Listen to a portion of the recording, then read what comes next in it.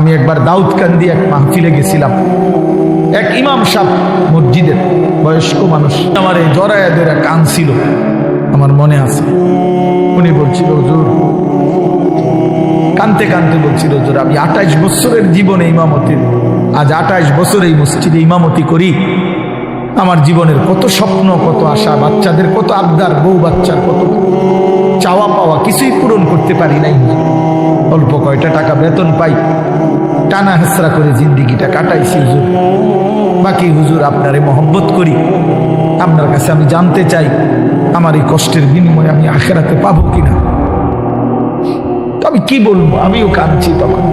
হায় হুজুর, কি বলবেন? চোখটা বন্ধ হলে দেখবেন আপনি আখেরাতে বাদশাহ।